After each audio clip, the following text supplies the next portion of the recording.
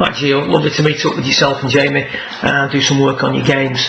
Just a quick recap, as promised, covering the key issues that we discussed during your visit. First of all, we talked about the movement of the weight forward, and we wanted to do that by pushing the hips forward at P1. You can see here, initially with your setup, you'd had the hips back and you had the weight forward via the upper centre being out in front of the lower centre, and this can create quite a lot of issues in the downswing. Can create quite a lot of steepness. It's one of the reasons why people perceive stack and tilt to be poor with longer clubs, because the positioning of the weight is done incorrectly. The hips are back and the chest is forward. Whilst that would help you attack the ball with a descending blow, it would be excessive, and it would also lead to problems in regards to the overall sequencing of your swing. So initially it was a case of trying to get you to push the hips forward at address. You got a little push forward with your handle, which I'm not too fussed about. Pretty nice stack position at the top. Just get out in front of it a little bit too fast. See there now, there's a sort of side bend towards the target, whereas we should be creating a side bend away from the target. If you recall, when you read the book or you watch any of the videos that guys like myself have done online, from P4 at the top of the backswing, the left side bend that you created, so i.e. the chest is forward of the hips, turns into a side bend to the right via the sliding of the hips. So by the time we get into delivery position, we should be seeing a movement forward of the hips and a separation of the two centres, which helps shallow out the descent and control the unloading of the arms and the wrists, the accumulators, the way they unload. One of the things you do in order to shallow out the descent in this initial footage is you start to push up out of the ground too quick, i.e. the head comes off the wall and we start to stand up.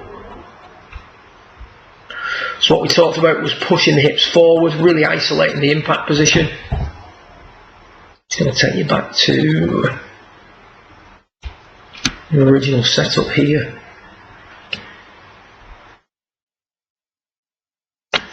So we're working on this drill here. We're at setup. We've really pushed the hips forward.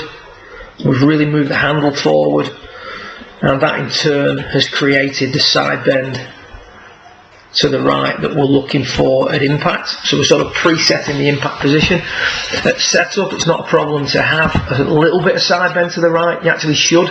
You put the weight forward by moving the hips forward and by flexing the left knee a little bit more, not by pushing the chest towards the target. And the drill then was to simply take the club back in a short backswing and punch balls forward, trying to feel like the handle stayed in front of the club head all the way through. Great demonstration of that drill there. Flying wedge drill. So the angle between the right arm and the shaft is maintained. No closing down of the club face. We were relating this to the high rate of closure that you're experiencing and the iron shots starting too far to the left. So just quieting the club face down, quieting the move down through impact.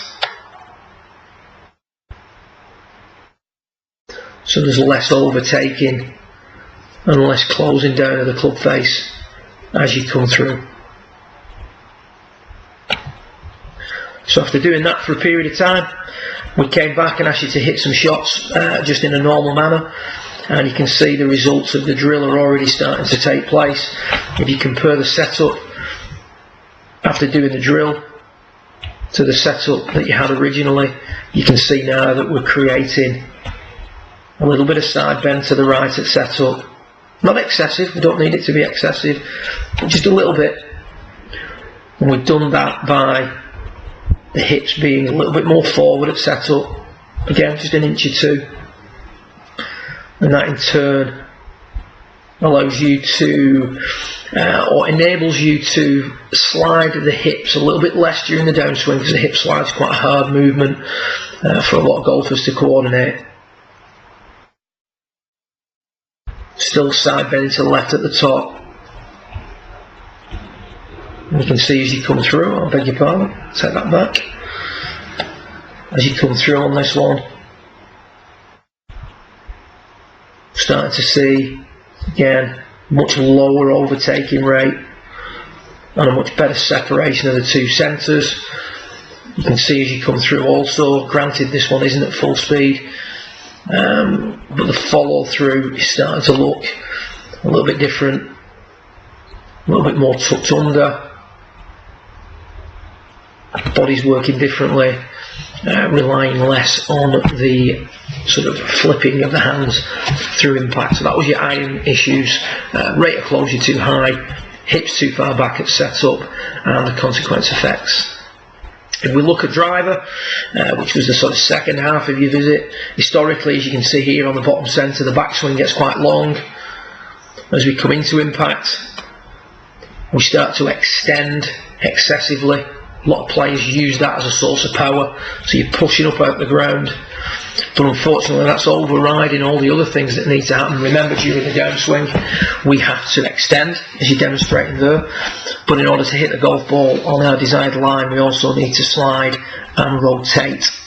So whenever someone extends excessively, their inclination to the ground is lost and their exit is very high. So the first thing we did was we positioned the cane just to the left of the left shoulder and just on the level of the shoulder joint, and the goal here is to work under that during the exit. So we're just focusing on lowering the exit, and you can see that in lowering the exit the top of the backswing starts to shorten. I mean, that top of the backswing is very good there, and that was just the act of trying to lower the exit over a period of shots meant that you put the club in a more laid off position, because that makes lowering the exit easier to do. So it's sort of intuitive, you know, your body knows where to put the club to make lowering the exit easier, and you can see there that it starts to lay the shaft off for you. As you come down now in transition, because we're trying to lower the exit, the extension becomes much more passive, much less severe. See that the right heel's not coming out as much or up as much as soon. As we swing through the body, you can see the rotational aspect kicking in as you really try and keep the arms under that cane. I mean, this drill is a sort of a real pattern breaker. If you've got someone who's exiting really high, like you see on the middle, on the bottom middle footage, just putting that cane there to lower the exit starts to encourage a lot of things to happen that are very different to the norm. So once we've done that for an hour or so and we understood the effects of lowering the exit, we wanted to have a way of doing this that was a little bit easier for you to repeat when out on the golf course, because, you know, at the end of the day we can't always have a bag there with a cane poking out the end. That's good to change the picture, improve your understanding of the effects, etc. But ultimately we need something that's usable when out on a golf course or at the range hitting a large number of shots. So the goal here is to hit hard and stop quick. Beautiful move through the ball on that one. So that's your main goal, hitting hard, stopping quick. In order for a player to hit the ball hard and stop the finish quickly, the arms must stay on the torso. For the arms to stay on the torso, the body must keep moving, keep turning. And for the body to keep turning, the hips must come out the forward tilt. So the player must extend at the correct rate and must turn at the correct rate. So we can see there the lower exit achieved by stopping quicker. We take both swings back to impact.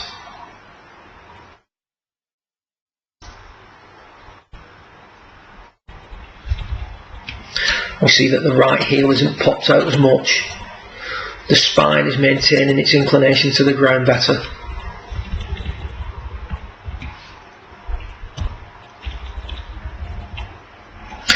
The club isn't getting stuck behind the hands as fast. That was the big push, stroke quick hook. So the body's starting to get back into flexion. And the whole process is about hitting hard, stopping quick, to lower your exit, so that your arms trace the circle both sides of the ball. So the drills that we need to be working on before we get together in future or do some online stuff are pushing the hips forward, holding the angles as per your initial shots,